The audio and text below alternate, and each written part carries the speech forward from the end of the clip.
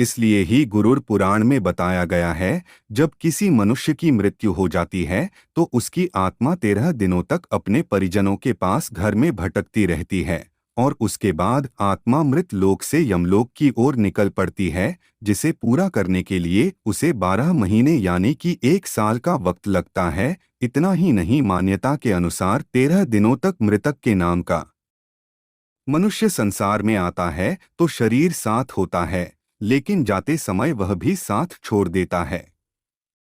मानव शरीर नश्वर है। जिसने जन्म लिया है उसे एक न एक दिन अपने प्राण त्यागने ही पड़ते हैं। भले ही मनुष्य या कोई अन्य प्राणी 100 वर्ष या उससे भी अधिक क्यों न जी ले, लेकिन अंत में उसे अपना शरीर छोड़कर वापस परमात्मा की शरण में जाना ही होता है। अक्सर लोग सोचते हैं, मृत्यु के बाद आत्मा क्या करेगी, कहाँ जाएगी। जन्म मरण के चक्र में मनुष्य अनेक बार जन्म लेता है, लेकिन हम में से किसी को उस बारे में कुछ याद नहीं। जन्म मृत्यु तो एक दूसरे के पूरक हैं, साथी हैं। संसार के सब ऐश्वर्य क्षणभंगुर है, विनाशशील हैं, शाश्वत नहीं। जैसे मनुष्य पुराने वस्त्रों को त्याग कर दूसरे नए वस्त्रों को ग्रहण करता है, वैसे ही जीवात्मा पुराने शरीर को त्याग कर दूसरे नए शरीर को प्राप्त होता है। जो आत्मा को समझ लेता है वह मृत्यु के रहस्य को जान जाता है। जन्म, मृत्यु और पुनर्जन्म पुराने हो चुके कपड़े को उतारकर नए पहनने जैसा है।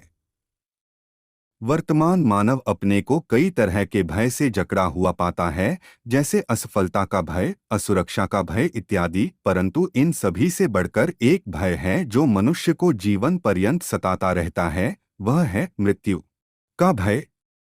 हर व्यक्ति जानता है कि जिसने भी जन्म लिया है उसकी मृत्यु सुनिश्चित है, परंतु अपने अंतिम क्षणों तक वह इस अथक सत्य को झुठलाता रहता है और उसे स्वीकार नहीं कर पाता।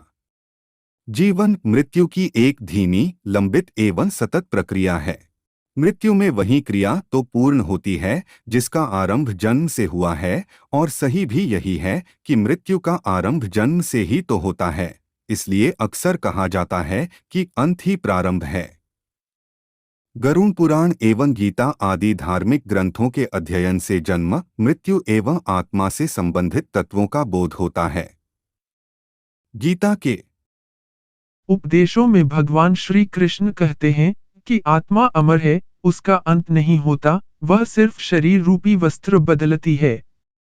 गरुड़ पुराण जो मरने के पश्चात आत्मा के साथ होने वाले व्यवहार की व्याख्या करता है, उसके अनुसार जब आत्मा शरीर छोड़ती है तो उसे यमदूत लेने आते हैं। मानव अपने जीवन में जो कर्म,